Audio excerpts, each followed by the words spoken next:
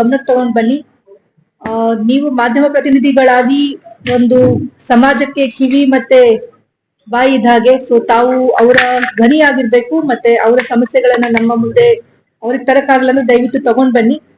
ನಾವು ನೀವು ಜೊತೆಗೆ ಸೇರ್ಕೊಂಡು ಏನು ಇಶ್ಯೂಸ್ ಇದೆ ಅದನ್ನ ರಿಸಾಲ್ವ್ ಮಾಡಕ್ಕೆ ಖಂಡಿತವಾಗ್ಲೂ ಯತ್ನಿಸೋಣ.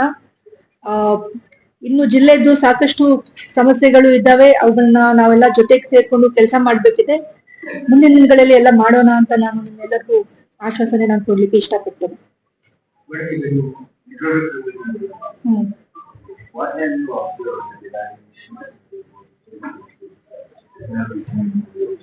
ಸೊ ಆಸ್ ಆಫ್ ನಾವ್ ಒಂದು ತುರ್ತಾಗಿ ಅಂದ್ರೆ ಇವಾಗ ಎಕ್ಸಾಮ್ಸ್ ಬರ್ತಾ ಇದೆ ಮಕ್ಕಳದು. ಅಂಡ್ ನಮ್ಮ ಜಿಲ್ಲೆ ಬಂದು ಶಿಕ್ಷಣ ಕಾಶಿ ಅಂತೆ ಪ್ರಸಿದ್ಧವಾಗಿರುವಂತಹ ಜಿಲ್ಲೆ. ಸೊ ಯಾವುದೇ ಕಾರಣಕ್ಕೂ ವಿದ್ಯಾರ್ಥಿಗಳ ಪರೀಕ್ಷೆ ಫಲಿತಾಂಶ ಕಡಿತಗೊಳ್ಬಾರ್ದು ಅನ್ನೋದೊಂದು ಉದ್ದೇಶ ಇದೆ. ಮತ್ತೆ ಹಿಂದಿನ ಜಿಲ್ಲಾಧಿಕಾರಿಗಳು ಕೂಡ ನಮ್ಮ ಜಿಲ್ಲೆಯ ಏನು ಪರ್ಸೆಂಟೇಜ್ ಅರೌಂಡ್ 70% ಇಂತನೂ ಕಡಿಮೆ ಇತ್ತು, ಅದನ್ನ ಹೆಚ್ಚಿಸಬೇಕು ಅನ್ನುವಂತ ಒಂದು ಆಶಯ ಹೊಂದಿದ್ರು. ಅದನ್ನ ಹೆಚ್ಚಿಸೋದಕ್ಕೆ ನಾವು ಯತ್ನಿಸ್ತೀವಿ ಈ ವರ್ಷ. ಆಲ್ರೆಡಿ ಎಕ್ಸಾಮ್ಸ್ ತುಂಬಾ ಹತ್ರ ಬಂದಿದೆ. ಸೊ ರಿವ್ಯೂ ಮಾಡ್ಕೊಂಡು ಹೇಗೆ ಅದನ್ನ ಉತ್ತಮಗೊಳಿಸಬಹುದು ಅನ್ನೋದನ್ನ ನಾವು ಯತ್ನಿಸ್ತೀವಿ, ಬೋತ್ SSLC ಅಂಡ್ PUC. ಅದಲ್ಲದೆ ಈಗ ಸಮ್ಮರ್ ಬರ್ತಾ ಇದೆ, ಬೇಸಿಗೆ ಕಾಲ ಬರ್ತಾ ಇರೋದ್ರಿಂದ ಕುಡಿಯೋ ನೀರಿನ ಸಮಸ್ಯೆಗಳು ಬರೋದು ಹೆಚ್ಚಾಗ್ತಾ ಇದೆ. ಸೊ ಇದೇ ವಾರದಲ್ಲಿ ನಾವು ಒಂದು ಕುಡಿಯೋ ನೀರಿನ ಸಭೆಯನ್ನು ಕೂಡ ಆಯೋಜಿಸ್ತಾ ಇದ್ದೀವಿ. ಸೊ ಎಲ್ಲಿ ಸಮಸ್ಯೆಗಳು ಬರ್ತಾ ಇದೆ, ಆಲ್ರೆಡಿ 1-2 ಹಳ್ಳಿಗಳಲ್ಲಿ ಕೇಳಿ ಬರ್ತಾ ಇದೆ. ಸೊ ಆ ಹಳ್ಳಿಗಳದ್ದು ಆಲ್ರೆಡಿ ರಿವ್ಯೂ ತಗೊಂಡಿದೀವಿ. ಅಲ್ಲಿ ಆ ತರದ್ ಯಾವ್ದು ಸಮಸ್ಯೆ, ಜಸ್ಟ್ ಸಮ್ ಪೈಪ್ಲೈನ್ ಇಶ್ಯೂಸ್ ಏನೋ ಇದೆ. ಬಟ್ ಇದೇ ತರದ್ದು ಕಂಡೀಷನ್ಸ್ ಮತ್ತೆ ಮುಂದೆ ಬರಬಾರ್ದು ನಿಟ್ಟಿನಲ್ಲಿ ಈ ವಾರದಲ್ಲಿ ನಾವೊಂದು ಸಭೆಯನ್ನ ಜರುಗಿಸ್ತೀವಿ. ಆ ಸಭೆ ಜರುಗದ ಮೇಲೆ ಎಲ್ಲಿ ಸಮಸ್ಯೆಗಳು ಬರ್ತಾ ಇದೆ ಅದನ್ನ ನಾವು ಖಂಡಿತವಾಗ್ಲೂ ಪರಿಹರಿಸೋದಕ್ಕೆ ಯತ್ನಿಸ್ತೀವಿ. ಸಾಕಷ್ಟು ಶುದ್ಧ ಕುಡಿಯುವ ಗ್ರಾಮೀಣ ಭಾಗದಲ್ಲಿ ಬಹಳ ಸಮಸ್ಯೆ. ಸೊ ಶುದ್ಧ ಕುಡಿಯೋ ನೀರಿನ ಘಟಕಗಳೇನಿದೆ ಅದು ಜಿಲ್ಲಾ ಪಂಚಾಯತ್ ಅವರ ವ್ಯಾಪ್ತಿಗೆ ಬರೋದ್ರಿಂದ ನಾನು CO ಜಿಲ್ಲಾ ಪಂಚಾಯತ್ ಅವ್ರ ಜೊತೆಗೆ ಚರ್ಚೆ ಮಾಡಿ ಅದನ್ನ ಹೇಗೆ ಸುಧಾರಿಸಬಹುದು. ಎಸ್ಪೆಷಲಿ ಈಗ ಕುಡಿಯೋ ನೀರಿನ ಸಮಸ್ಯೆ ಧಾರವಾಡಕ್ಕೆ ಯಾವಾಗ್ಲೂ ಬರುತ್ತೆ. ಹಿಂದೆ ನಾನು CO ಇದ್ದಾಗಲೂ ಕೂಡ ಈ ಸಮಸ್ಯೆಗಳನ್ನ ಎದುರಿಸಿದ್ದೇವೆ. ಸೊ ಅದರ ಸಂಬಂಧಪಟ್ಟಂತೆ ನಾನು CO ಜೊತೆಗೆ ಚರ್ಚೆ ಮಾಡ್ತೀವಿ. ಮತ್ತೆ ಜನ ಹಾಗೂ ಜಾನುವಾರುಗಳಿಗೆ ಯಾವುದೇ ರೀತಿ ನೀರಿನ ಸಮಸ್ಯೆ ಆಗದಿರೋ ತರ ನಾವು ನೋಡ್ಕೊಳ್ತೀವಿ.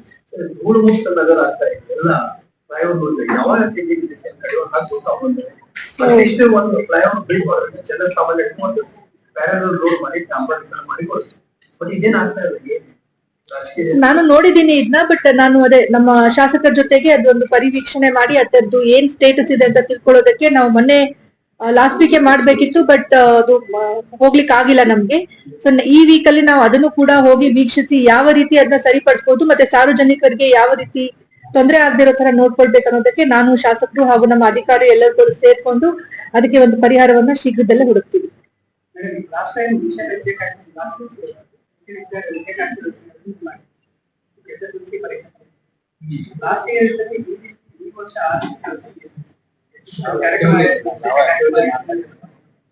ಓಕೆ, ಸೊ ನಾನು ಅದನ್ನ ಇನ್ನು ರಿವ್ಯೂ ಮಾಡಿಲ್ಲ. ನಾನು ರಿವ್ಯೂ ಮಾಡ್ತೀನಿ ಏನ್ ಆಕ್ಟಿವಿಟೀಸ್ ಮಾಡಿದೆ. ಖಂಡಿತವಾಗ್ಲೂ ಶಿಕ್ಷಣ ಇಲಾಖೆಯವರು ಕೆಲಸ ಮಾಡಿದ್ದಾರೆ. ಹಿಂದಿನ DC ಅವರು ಇದ್ದಾಗಲೂ ಕೂಡ ಸಾಕಷ್ಟು ಇದ್ರ ಬಗ್ಗೆ ಒತ್ತನ್ನ ಕೊಟ್ಟಿದ್ದಾರೆ. ಆಕ್ಟಿವಿಟೀಸ್ ಕೂಡ ಜರುಗ್ತಾ ಇತ್ತು. ಬಟ್ ಯಾವ ಹಂತದಲ್ಲಿ ಇದೆ ಅನ್ನೋದನ್ನ ನಾನು ನೆಕ್ಸ್ಟ್ ಮೀಟಿಂಗ್ ಅಲ್ಲಿ ತಿಳಿಸ್ತೀನಿ ತಂದೆ.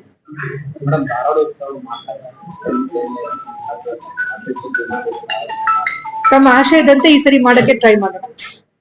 ನಾನು ಜಿಲ್ಲಾ ಉಸ್ತುವಾರಿ ಸಚಿವರ ಜೊತೆಗೆ ಇದ್ರ ಬಗ್ಗೆ ಚರ್ಚೆ ಮಾಡಿ ಮುಂದಿನ ದಿನಗಳಲ್ಲಿ ತಿಳಿಸ್ತೀವಿ.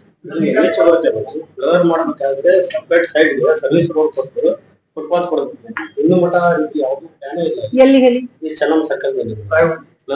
ಈಗ ಜಸ್ಟ್ ಹೇಳಿದ್ನಲ್ಲ, ಈ ವೀಕ್ ಅಲ್ಲಿ ನಾವು ಅದನ್ನ ಪರಿವೀಕ್ಷಣೆ ಮಾಡ್ತೀವಿ. ಮತ್ತೆ ಅಧಿಕಾರಿಗಳ ಜೊತೆಗೆ ಅದರ ಸ್ಥಿತಿಗತಿ ಪರಿಶೀಲಿಸಿ ಯಾವ ರೀತಿ ಜನರಿಗೆ ಸಾರ್ವಜನಿಕರಿಗೆ ಸಮಸ್ಯೆ ಆಗದೆ ರೀತಿ ನೋಡ್ಕೊಳ್ಳೋದಕ್ಕೆ ನಾವು ಯತ್ನಿಸ್ತೀವಿ.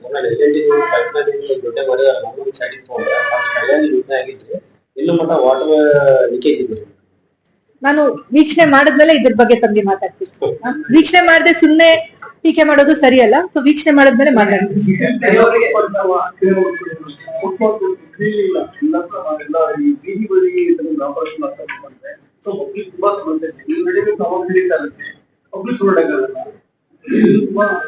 ಸೊ ಇದು ನಾನು HDMC ಕಮಿಷನರ್ ಅವ್ರ ಜೊತೆಗೆ ಚರ್ಚೆ ಮಾಡ್ಬೇಕಾಗತ್ತೆ. ವಿ ವಿಲ್ ಸಿ ಹೌ ಇದನ್ನ ಹೇಗೆ ರಿಸಾಲ್ವ್ ಮಾಡ್ಬೇಕು ಅಂತ ನೋಡೋಣ. Okay, S.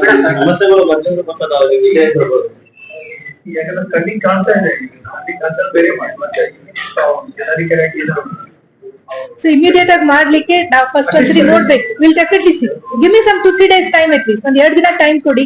ಹೋಗಿ ನೋಡಿದ್ಮೇಲೆ ನಾನು ಖಂಡಿತವಾಗ್ಲೂ ಇದಕ್ಕೆ ಯಾವ ರೀತಿ ಮಾಡ್ಬೋದು ಅಂತ. ಯಾಕಂದ್ರೆ ನಾನು ಕೂಡ ಈ ಹಿಂದೆ ಅರ್ಬನ್ ಡೆವಲಪ್ಮೆಂಟ್ ಅಲ್ಲಿ ಕೆಲಸ ಮಾಡಿ ಬಂದಿರೋದ್ರಿಂದ ವಿ ವಿಲ್ ಸಿ, ನಾನು ನಮ್ಮ ಸಿಟಿ ಕಾರ್ಪೊರೇಷನ್ ಕಮಿಷನರ್ ಅವರು ಹೇಗೆ ಇದನ್ನ ಬಗೆಹರಿಸಲಿಕ್ಕೆ ಆಗುತ್ತೆ ಖಂಡಿತವಾಗ್ಲೂ ಯತ್ನಿಸ್ತೀವಿ. ಮೇಡಮ್, ಬೀದರ್ನಲ್ಲಿ ಬೀದಿ ನಾಯಿಗಳ ಕಾರಣ ಬಹಳ ಆಗಿದೆ. ಇಲ್ಲಿ ಸ್ಕೂಲ್ ಕಡೆ ಆಗ್ತದೆ, ಅನಾಹುತ ಆಗ್ತದೆ, ಅದಕ್ಕೆ ಯಾವ ಬೀದಿ ನಾಯಿಗಳಿಗೆ ಸಂಬಂಧಪಟ್ಟಂತೆ ಆಲ್ರೆಡಿ ಒಂದು ಜಾಗವನ್ನ ಗುರುತಿಸ್ತಾ ಇದ್ದಾರೆ, ಮತ್ತೆ ಅಲ್ಲಿ ಕಾಮಗಾರಿಗಳು ಕೂಡ ಶುರು ಆಗ್ಬೇಕಿದೆ. ಅದು ಆದ್ಮೇಲೆ ಏನು ಬೀದಿಯಲ್ಲಿ ಇರುವಂತ ನಾಯಿಗಳು ಯಾವ್ದು ಅಗ್ರೆಸಿವ್ ಆಗಿದೆ ಅವುಗಳನ್ನ ಅಲ್ಲಿ ತಗೊಂಡು ಹೋಗ್ಲಿಕ್ಕೆ ಇದು ಕ್ರಮ ತಗೊಳ್ಕೊಳ್ತಾ ಇದ್ದಾರೆ ವೆಟನರಿ ಡಿಪಾರ್ಟ್ಮೆಂಟ್ ಅವರು. ಅದನ್ನ ಶೀಘ್ರದಲ್ಲೇ ಅದನ್ನ ಪ್ರಾರಂಭಗೊಳಿಸಲಿಕ್ಕೆ ನಾವು ಯತ್ನಿಸ್ತೀವಿ. ಈಗ ಜಸ್ಟ್ ಜಾಗ ಹುಡುಕಿದ್ದಾರೆ. ಐ ಥಿಂಕ್ ಟೆಂಡರ್ ಏನೋ ಪ್ರಾಸೆಸ್ ಅಲ್ಲಿ ಇರ್ಬೇಕು, ತಮ್ಗೆ ಗೊತ್ತಿರುತ್ತೆ ನನ್ಕಿಂತ ಚೆನ್ನಾಗಿ.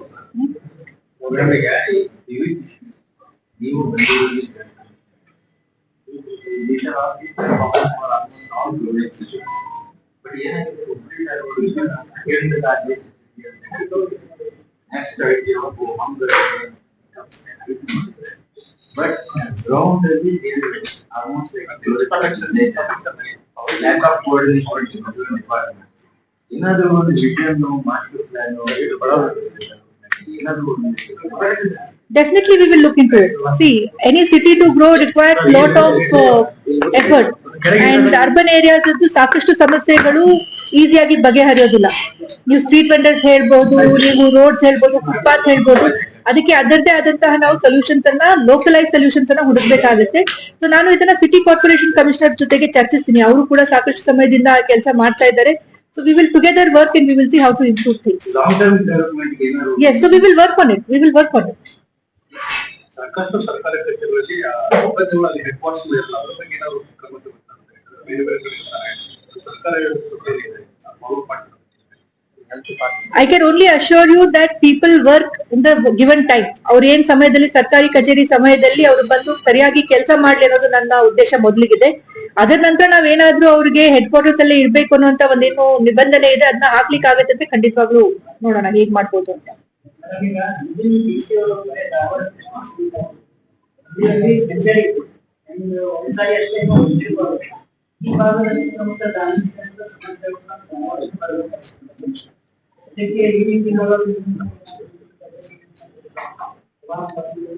ಖಂಡಿತವಾಗ್ಲೂ ನಾವು ಎಲ್ಲಾ ಜಿಲ್ಲಾದ್ಯಂತ ನಾವು ಪರಿವೀಕ್ಷಣೆ ಖಂಡಿತವಾಗ್ಲೂ ತೆಗೆದುಕೊಳ್ತೀವಿ. ಎಲ್ಲಾ ತಾಲೂಕುಗಳಿಗೂ ಹೋಗ್ತೀವಿ. ಎಲ್ಲಾ ತಾಲೂಕುಗಳಿಗೆ ಅವರ ಲೋಕಲ್ ಮಟ್ಟದಲ್ಲಿನೇ ಆದಷ್ಟು ನಾವು ಜೊತೆ ಜನರ ಜೊತೆಗೆ ಮೀಟ್ ಆಗೋದಕ್ಕೆ ಯತ್ನಿಸ್ತೀವಿ. ನಿಮ್ಮ ಮೂಲಕ ನಾನು ಏನ್ ಹೇಳಕ್ ಇಷ್ಟಪಡ್ತೀನಿ ಅಂದ್ರೆ, ಏನು ಎಲ್ಲಾ ತಾಲೂಕುಗಳಲ್ಲಿ ಕನಿಷ್ಠ ಒಂದು ತಿಂಗಳಲ್ಲಿ ಒಂದು ಬಾರಿ ಆದ್ರೂ ಎಲ್ಲಾ ತಾಲೂಕುಗಳಿಗೆ ಹೋಗ್ಬೇಕು ಅಂತ ನಾವು ಪ್ಲಾನ್ ಮಾಡ್ಕೊಂಡಿದೀವಿ. ನನ್ನ ಎಲ್ಲ ಟೀಮ್ ಕೂಡ, ನಮ್ಮ ತಹಶೀಲ್ದಾರ್ಗಳಿರ್ಬೋದು, ನಮ್ಮ ಎಡಿಸಿ ಇರ್ಬೋದು, ಎಸಿ ಅವ್ರು ಇರ್ಬೋದು, ಅವರು ಕೂಡ ಇದಕ್ಕೆ ಎಲ್ಲಾನು ಸಾಥ್ ಜೋಡಿಸ್ತೀವಿ ಅಂತ ಹೇಳಿರೋದ್ರಿಂದ ಎವ್ರಿ ಮಂತ್ ನಾವು ಎಲ್ಲ ULBs ಇರಬಹುದು, ರೂರಲ್ ಬಾಡೀಸ್ ಇರಬಹುದು, ಮತ್ತೆ ಏನು ನಮ್ಮ ತಾಲೂಕಾ ಇದೆ ತಾಲೂಕಾ ಕಚೇರಿಗಳಲ್ಲಿ ಹೋಗೋದಕ್ಕೆ ನಾವು ಪ್ಲಾನ್ ಮಾಡ್ಕೊಂಡಿದೀವಿ. ಸೊ ಮುಂದಿನ ದಿನಗಳಲ್ಲಿ ಏನು ಬದಲಾವಣೆ ಆಗೋದು ತಾವು ನೋಡ್ತೀವಿ.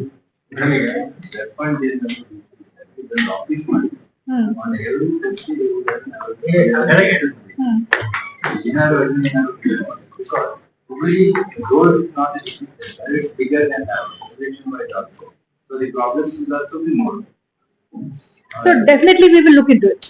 Okay, I cannot comment on it right now, but definitely we will see what can be done. Yes, so we will have more discussion in days to come.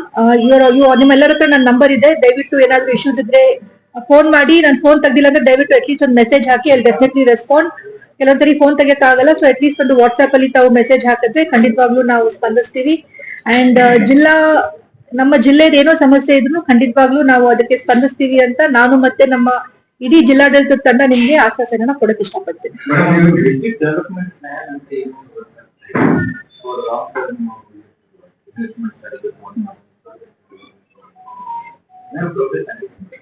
I'll have to check.